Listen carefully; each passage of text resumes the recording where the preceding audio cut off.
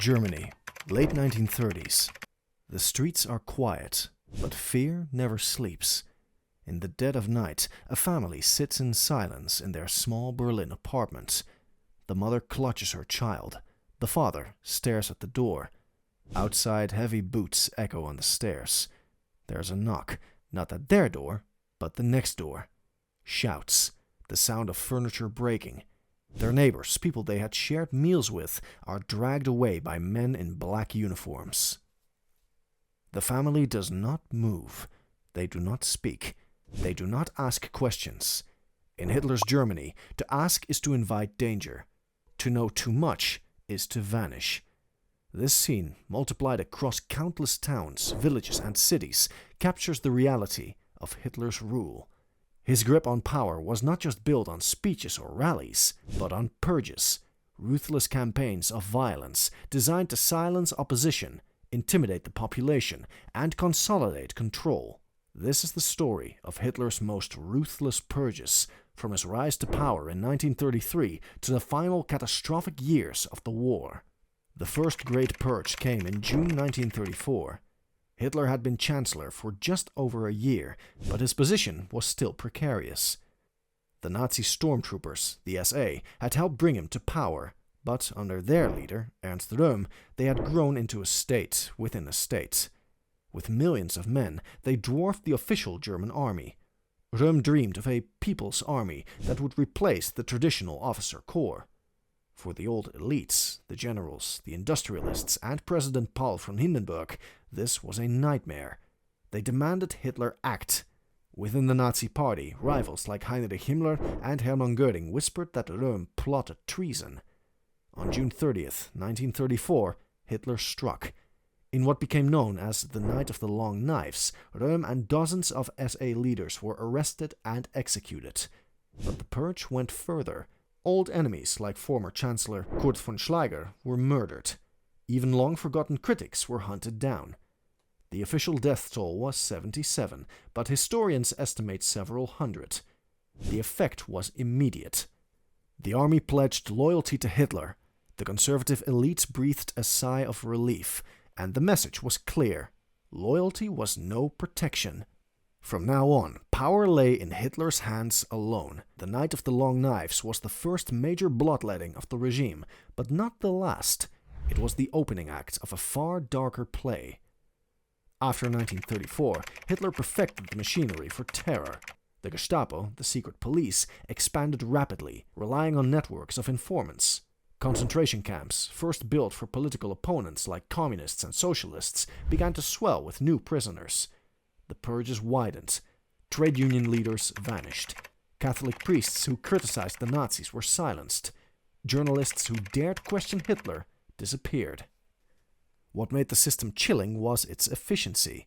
Many arrests came not from Gestapo spies, but from ordinary Germans denouncing neighbors, co-workers, even family. Fear and loyalty became indistinguishable. The result was a society where opposition was not just dangerous, it was unthinkable. If the Night of the Long Knife destroyed Hitler's rivals, Kristallnacht, the Night of Broken Glass, was the purge that turned violence against Germany's Jewish population into open state policy. On November 9, 1938, following the assassination of a German diplomat in Paris, Nazi leaders unleashed a wave of coordinated attacks. Across Germany and Austria, synagogues burned, their flames lighting the night sky. Jewish shops had their windows smashed, hence the name Kristallnacht. Homes were looted, families terrorized, and around 30,000 Jewish men were arrested and sent to concentration camps. This was not a spontaneous uprising, as Nazi propaganda claimed. It was carefully organized, a purge carried out with the approval of the state. For Jews in Germany, Kristallnacht was a devastating signal. The regime was no longer content with discrimination. Violence was now official policy. When the war began in September 1939, the scope of Hitler's purges expanded beyond Germany's borders. In Poland, the Nazi regime launched Operation Tannenberg, a campaign to eliminate the Polish intelligentsia. Professors, priests, politicians, anyone who might lead resistance were arrested or executed. Tens of thousands were killed in the first months of occupation. The SS followed the army, leaving terror in its wake. Cities like Warsaw and Krakow became laboratories of repression. Concentration camps multiplied, now filled not only with Germans but with Poles, Jews, and other occupied peoples. In June 1941, Hitler unleashed his greatest gamble, Operation Barbarossa, the invasion of the Soviet Union. Behind the front lines came the Einsatzgruppen, mobile killing squads. Their mission was clear: eliminate Jews, communists, and other undesirables. Entire villages were massacred. The killings were systematic, recorded in chilling detail in official reports. By the end of 1941, over 500,000 people had been murdered by these squads alone. This was purge on an industrial scale, a foretaste of the horrors to come. In January 1942, top Nazi officials gathered at a villa in Berlin for the Wannsee Conference. There, the plan was formalized: the final solution to the Jewish question.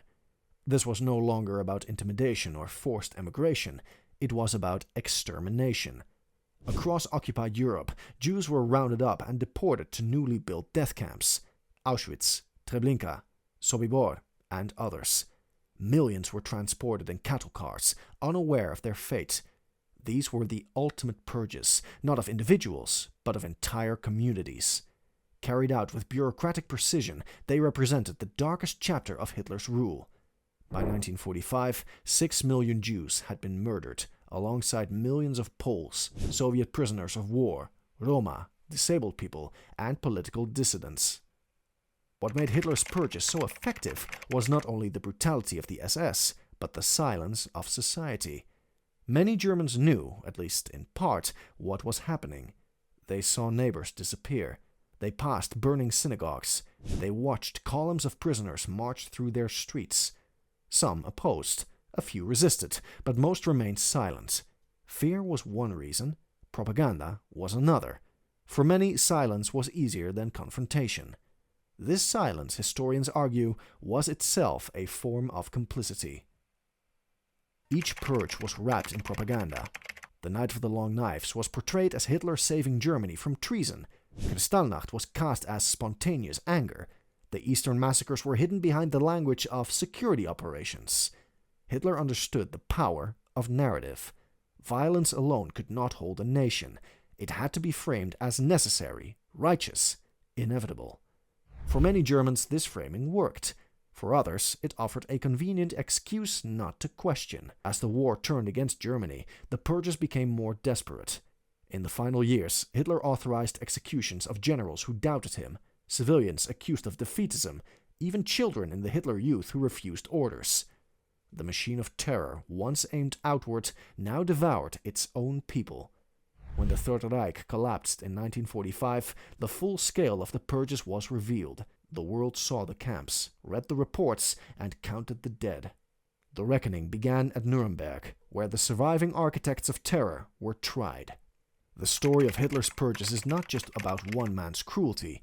It is about how a regime built on fear can turn violence into policy, and policy into genocide. It began with the elimination of rivals. It ended with the attempt to eliminate entire peoples. The lesson is dark. Dictatorship sustains itself not only through propaganda and loyalty, but through purges, calculated acts of terror designed to keep a nation in silence. The echoes of that silence remain a warning for all time. This was the Gallows Archive.